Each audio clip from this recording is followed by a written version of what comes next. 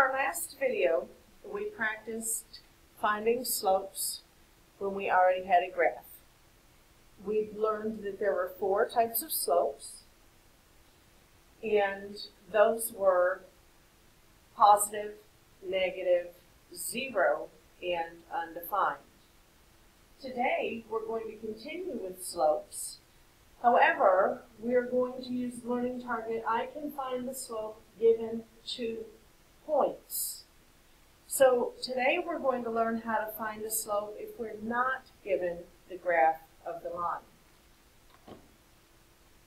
We're going to start looking at this the way we looked at it in the last video with the graph.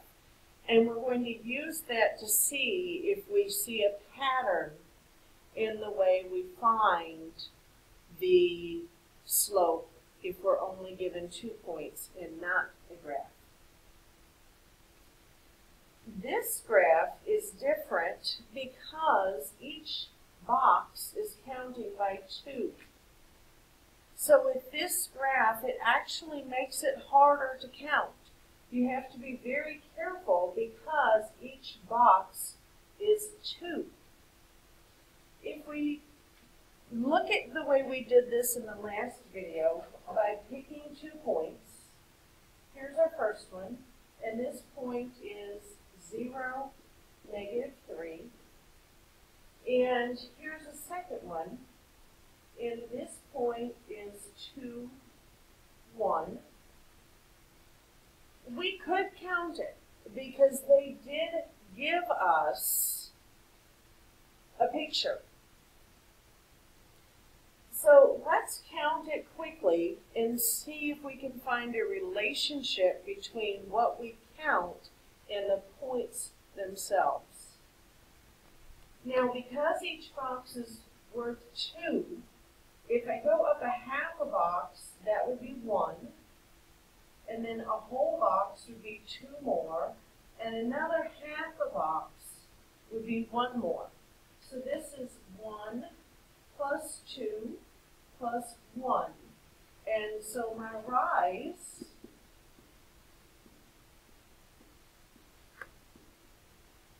is 4. I'm going sideways to the right, so I know that's positive. In looking at this line, I see it is going up, so I know I'm expecting a positive slope. And I'm running sideways 1 whole box, which is 2.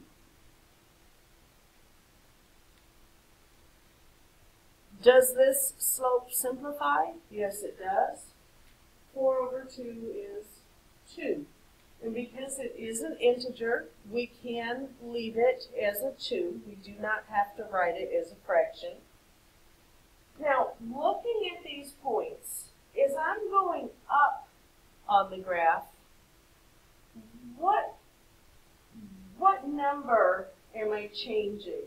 Am I changing the x number or the y number as I'm going up the graph? As I'm going up, I am changing the y number. So we're going to say that the rise is the change in y. And as I move sideways, what number is changing? Am I changing the y number or am I changing the x number? Well, as I move side to side, that's my change in x.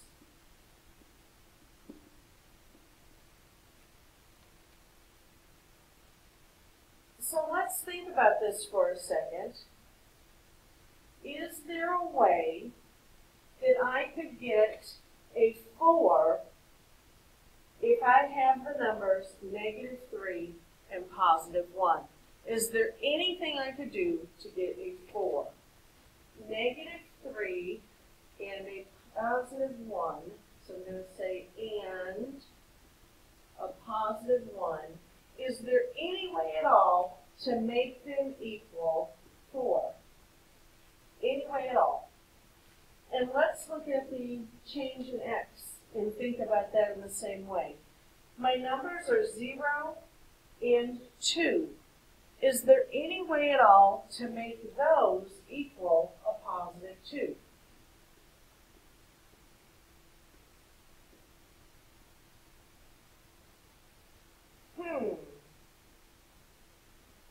That's something to think about. Okay, something to think about. Negative 3 and positive 1, and I want that to equal a positive 4. Well, I know 1 plus 3 equals 4, but this is a negative 3. What if I did 1 minus negative 3?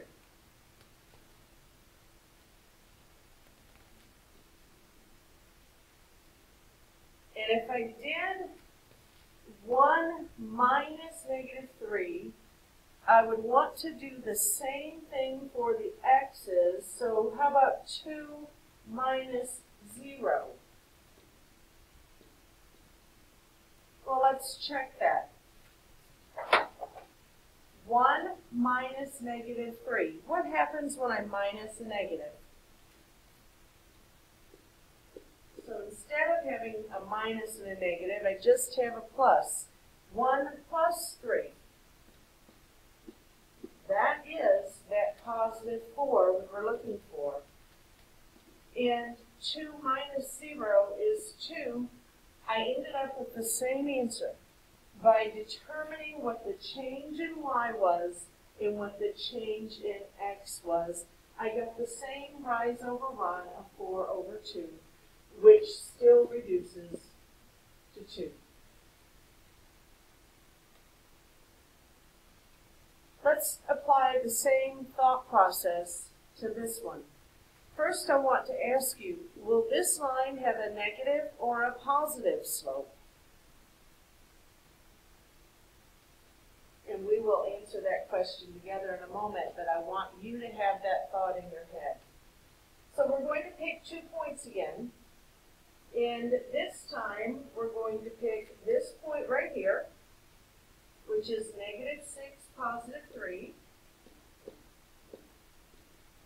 And we're going to pick this point way over here, which is positive 12, negative 3.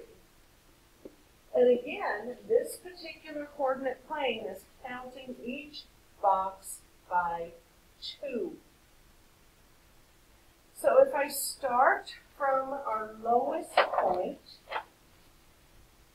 and I'm counting boxes till I get to the highest point we chose. I'm counting a half a box, that's worth 1. A whole box is worth 2. Another whole box, which is also worth 2. And another half a box worth 1. So I have 1 plus 2 plus 2 plus 1. That would give me 6. And now I'm going to count 2 for each box moving sideways. 2, 4, 6, 8, 10, 12, 14, 16, 18. And when we looked at this, were we wanting to have a positive slope or a negative slope? It is going down, so it is negative. And does 6 over 18 simplify? Yes, it does. 6 and 18 are both divisible by 6. So to simplify this fraction, I'm going to divide by 6, divide by 6. We know it's negative. 6 divided by 6 is 1. 18 divided by 6 is 3. So doing it the way we did before, we counted boxes and got a negative 1/3 as our slope. However, looking at the points that we have, change in y. Okay, my y's are 3 and negative 3.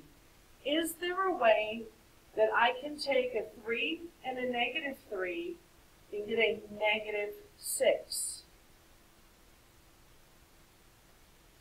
Well, I could do negative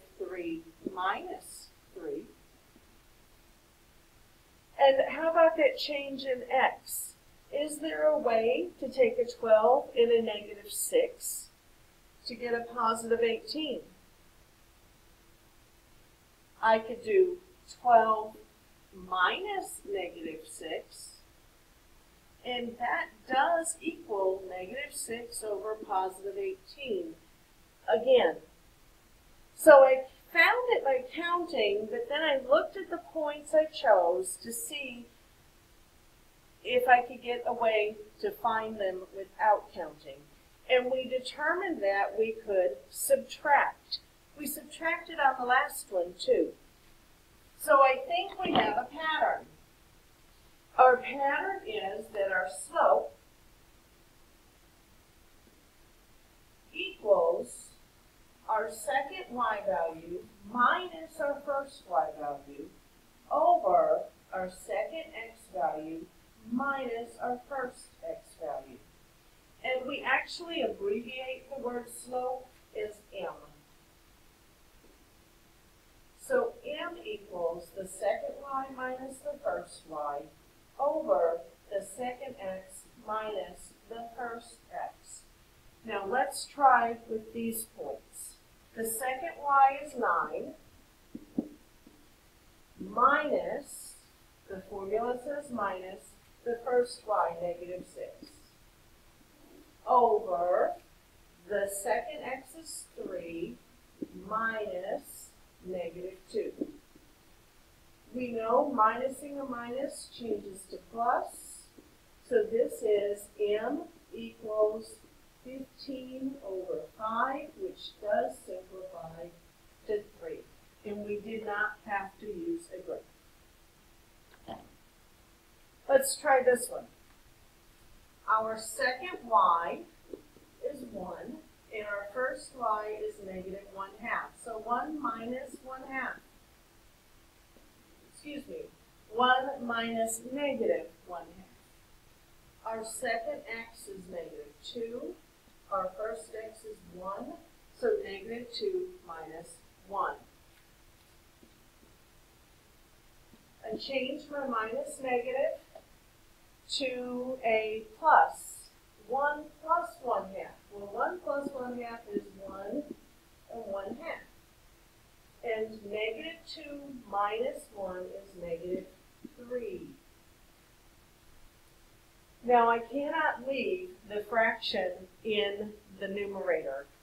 So I'm going to change this to a to an improper fraction. 2 times 1 is 2 plus 1 is 3. So it's 3/2 divided by negative 3 over 1. And when I divide with fractions, I take the reciprocal of the second one and change to times. 3 over 2 times negative 1/3. The 3's can cancel, and I end up with an answer of a slope which is negative 1/2. If you have trouble with the calculations with that fraction, you can, of course, use your ACT approved calculator, or we can work together on helping you with your fractions. Okay, our last one, and I'm going to rewrite this one because of the way this went over here. My slope equals negative 2, my second y, minus negative 2, my first y, over 7, my second x, minus 4, my first x. And I end up with 0 over 3. Anytime I divide by 0, I get 0. So my slope here is 0, meaning it is a horizontal flat line. This one's the last one. Second y, negative 2 minus 1 over second x minus first x. This time I end up with a negative 3 over 0, and I cannot divide by 0, so this is undefined. Make sure you have the formula